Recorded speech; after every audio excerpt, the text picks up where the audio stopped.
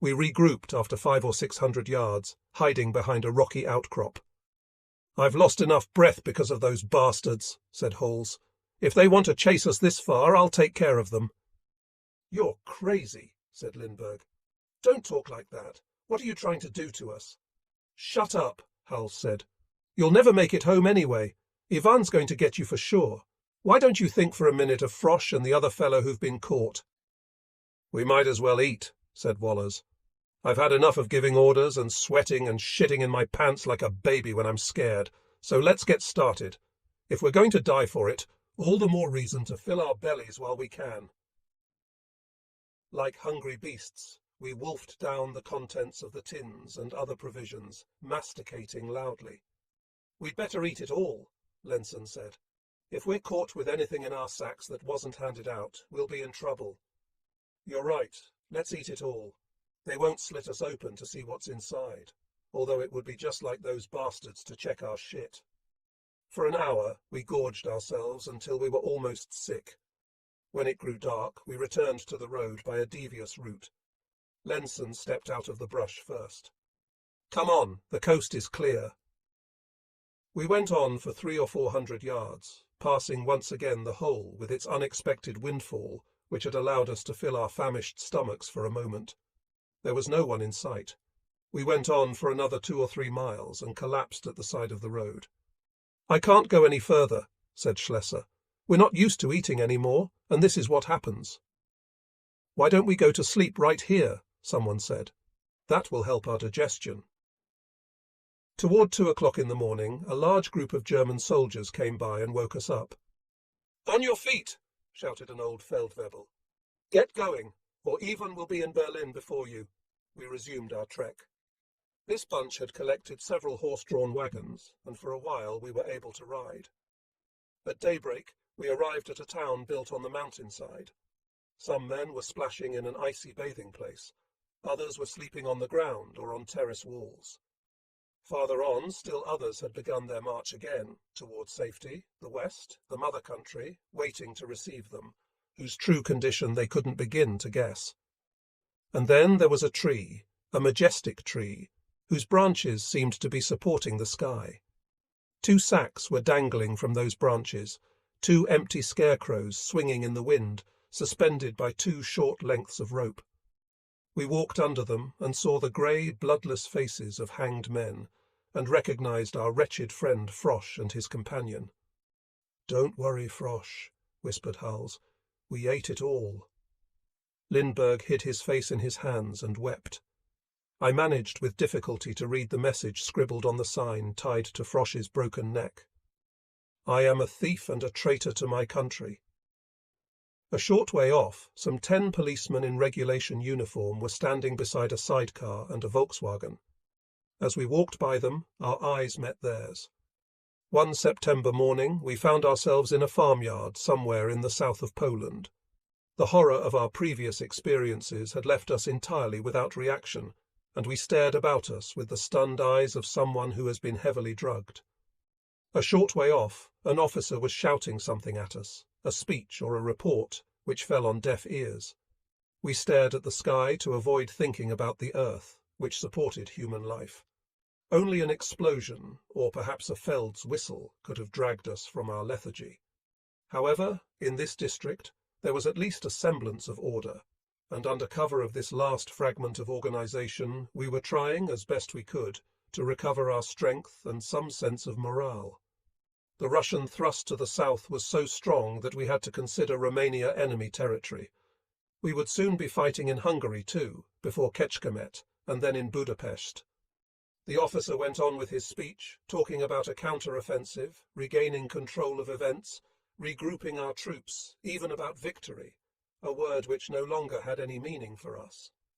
Although we couldn't conceive of the defeat that lay ahead, we understood that victory was not possible.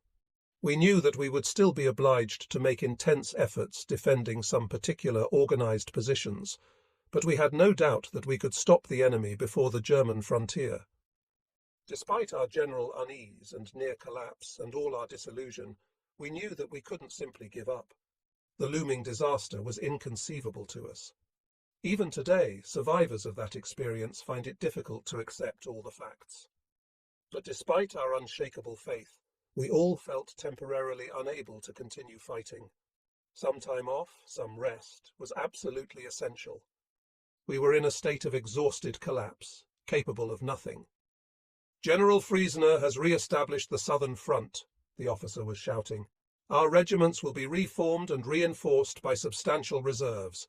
The enemy must not go any further. You will stop him." We were divided into groups, companies, and regiments, and loaded into trucks. It seemed there was still gas hereabouts. The Gross Deutschland units were sent north, which surprised us, as the rest of the division, or what was left of it, was fighting with Army Group Centre. Some units were already with Army Group North, and the two hard-pressed armies were eventually joined. The trucks took us to a train which was waiting on a single track sheltered by a pine forest. There was no station. We left in a long string of miscellaneous cars. My group was loaded onto an open platform like the one which had taken me out of Poland and into Russia so long ago. Today there was no need to fear any future in Russia. The Germans had been chased from that country. Today we were going north, slowly and carefully, as the track might be mined or the sky full of bombs.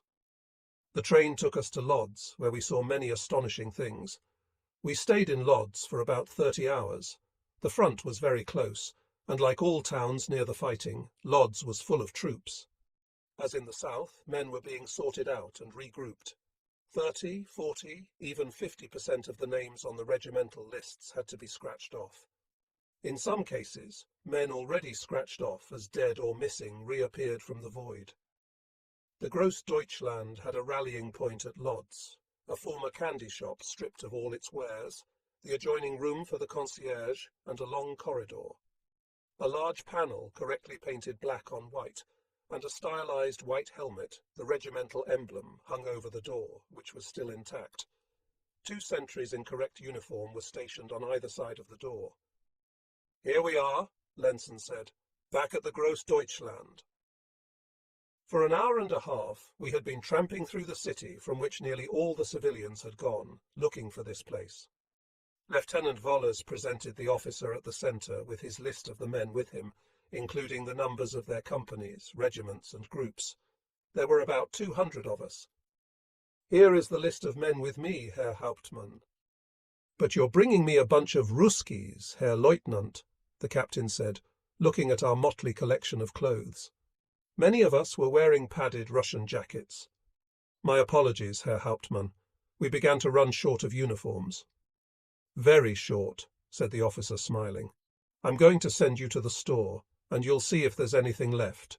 You'll have to be quick because you won't be here long."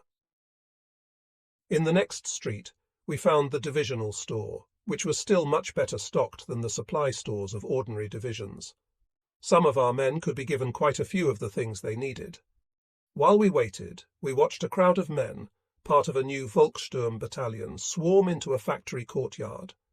When we looked more closely at these men, recently called up by the Führer, our eyes opened wide with surprise. They all belonged to the last class of reserves, and seemed to be an even more extreme case than the Marie-Louise conscripts at the end of the Napoleonic era. Some of these troops with Mausers on their shoulders must have been at least 60 or 65, to judge by their curved spines, bowed legs, and abundant wrinkles. But the young boys were even more astonishing. For us, who had saved our 18, 19, and 20-year-old lives through 1,000 perils, the idea of youth meant childhood and not adolescence, which was still our phase of life, despite our disillusion. But now we were looking literally at children, marching beside these feeble old men. The oldest boys were about 16, but there were others who could not have been more than 13. They had been hastily dressed in worn uniforms cut for men, and were carrying guns that were often as big as they were. They looked both comic and horrifying, and their eyes were filled with unease, like the eyes of children at the reopening of school. Not one of them could have imagined the impossible ordeal which lay ahead. Some of them were laughing and roughhousing, forgetting the military discipline which was inassimilable at their age, and to which they had been exposed for barely 3 weeks. We noticed some heart-wringing details about these children, who were beginning the first act of their tragedy. Several of them were carrying school satchels their mothers had packed with extra food and clothes instead of school books. A few of the boys were trading the saccharin candies, which the ration allotted to children under 13.